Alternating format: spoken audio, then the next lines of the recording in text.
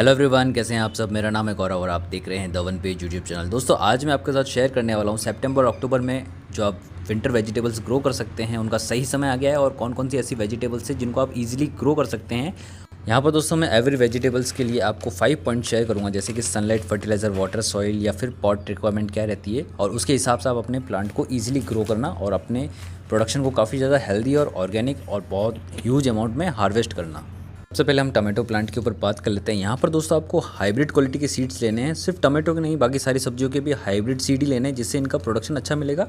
अगर आप देसी वैरायटी पर जाते हैं तो अब इतना ज़्यादा प्रोडक्शन नहीं मिलेगा और शायद 1 या 2 ही उसके अंदर सब्जियाँ लगे।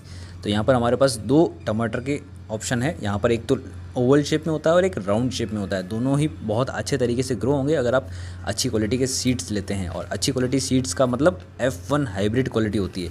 तो अब टमाटो प्लांट की बात कर लेते हैं दोस्तों। फुल सनलाइट में रहेगा, fertiliser rich in nutrient soil होनी चाहिए, वाटर आपको इनको टाइम टू टाइम देना है, सॉइल ड्राई नहीं होनी चाहिए। और जैसे ही टॉप लेयर की सॉइल ड्राई होती है तो डेफिनेटली आप इनको वाटर दीजिए। पॉट साइज़ की बात करी जाए तो यहाँ पर दोस्तों कम से कम 10 से 15 इंच का पॉट आपको लेना है और उसमें सिंगल प्लांट लगाना है, मल्टीपल प्लांट्स नहीं लगाने। आप छोटे छोटे पॉट तैयार करके इनको सिंगल पॉट में ट्रांसफ़र करें जिससे एक ही पॉट में एक टमाटो प्लांट रहेगा और आपको प्रोडक्शन बहुत ज़्यादा मिलेगा। नंबर 2 है दोस्तों धनिया। और धनिया आपको अगर ईजिली मिलता नहीं है तो डेफिनेटली आप अपने किचन में से ही धनिया के बीज लीजिए और उनको 2 पार्ट में स्प्लिट करके आप इजीली ग्रो कर सकते हैं। यहाँ पर आप देख सकते हैं हमने एक पैकेट ख़रीदा है धनिया का और यहाँ पर आप इसके सीड्स देख सकते हैं पहले से ही स्प्लिट है और इनके ऊपर एक रेड कलर की कोटिंग अवेलेबल है। इसका मतलब ये है ये अच्छे केमिकली ट्रीटेड सीड्स है जो जल्दी ग्रो होंगे और इनके ऊपर फंगस भी नहीं लगेगी। हमारे यहाँ पर और भी धनिया के सीड्स होंगे, ये रहा दोस्तों। अब यहाँ पर आप इसके सीड्स देखें, आपको आपके किचन में कुछ इस तरह के सीड्स मिलेंगे, बट आपको इनको स्प्लिट करके ही ग्रो करना है। मतलब हल्का सा प्रेशर लगाएंगे किसी भी टूल से या फिर किसी भी ऑब्जेक्ट से और इनको 2 पार्ट में स्प्लिट कर दीजिए कुछ इस तरीके से। उसके बाद आप इनको ग्रो करना। धनिया को दोस्तों ग्रो करना है तो आप छोटे से छोटे पॉट में भी इजीली ग्रो कर सकते हैं, हाइड्रोपोनिक मेथड से भी ग्रो कर सकते हैं। बस आपको ये ध्यान रखना है कि उसके अंदर सॉइल रिच इन न्यूट्रिएंट होनी चाहिए जिससे इनके अंदर बहुत अच्छी ग्रोथ हो और आपको अच्छे अच्छे चौड़े पत्ते वाले धनिया मिले। अब यहाँ पर दोस्तों पॉट की साइज़ बात करी जाए तो यहाँ पर चौड़ा पॉट आपको बहुत अच्छा रहेगा। अगर आप छोटा पॉट लेते हैं तो उसमें आपको प्रोडक्शन कम मिलेगा क्योंकि धनिया एक ही बीज इतने से एरिया में इजीली ग्रो हो जाता है। नेक्स्ट है दोस्तों आपकी पत्ता गोभी, और इसके बीज भी बहुत छोटे और बारीक बारीक होते हैं, कुछ इस तरीके होते हैं।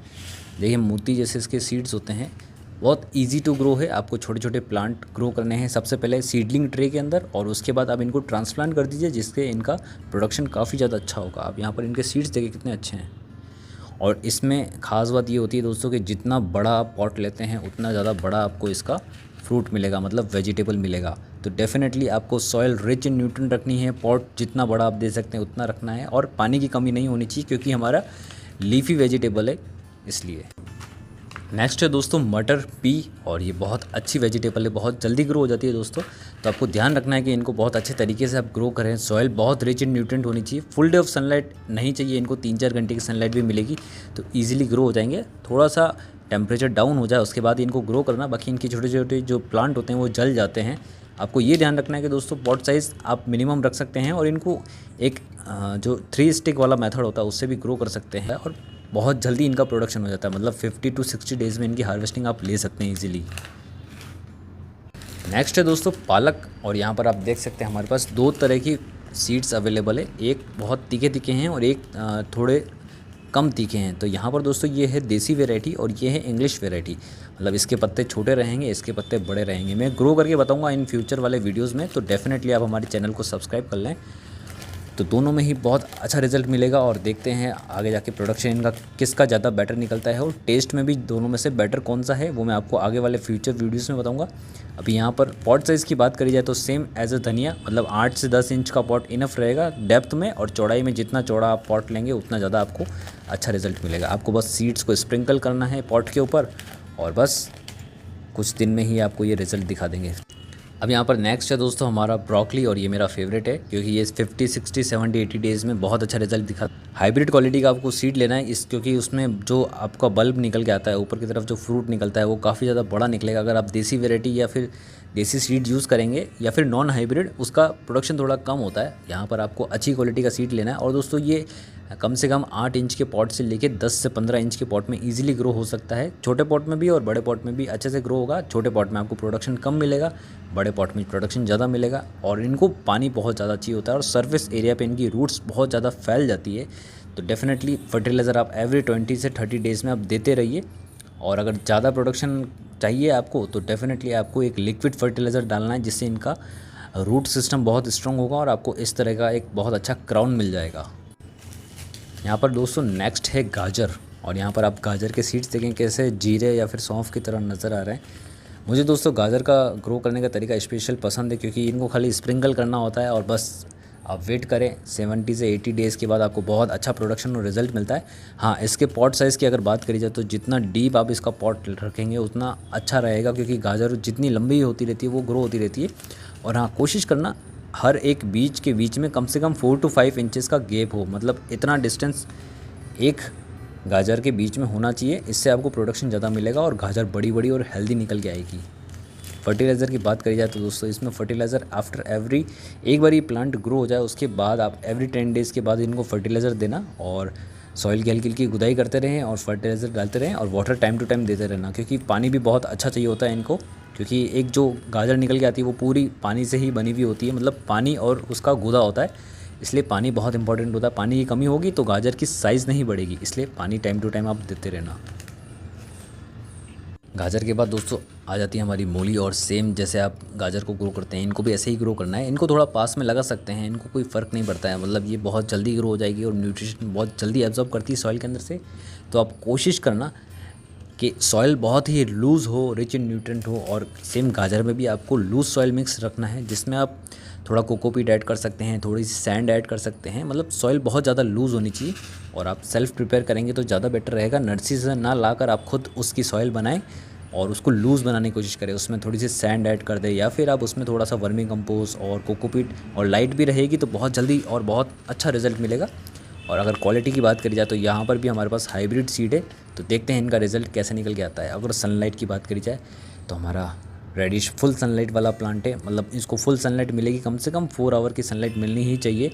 और गाजर में भी दोस्तों कम से कम 4 आवर की सनलाइट मिलेगी तो इनका प्रोडक्शन बहुत अच्छा होता है। जितनी ज़्यादा सनलाइट उतनी ज़्यादा आपको वेजिटेबल की ग्रोथ मिलती है। और अगर वाटर की बात करी जाए तो दोस्तों सिंगल रूट सिस्टम है, तो यहाँ पर पानी की कमी बिल्कुल नहीं होनी चाहिए। जितना ज़्यादा आप अच्छे से पानी देंगे, मतलब ओवर वाटरिंग भी नहीं करनी है और अंडर वाटरिंग भी नहीं करनी है, तो ही आपको प्रोडक्शन काफ़ी ज़्यादा अच्छा मिलेगा। नेक्स्ट है दोस्तों कॉलीफ्लावर, मतलब कि फूल गोभी।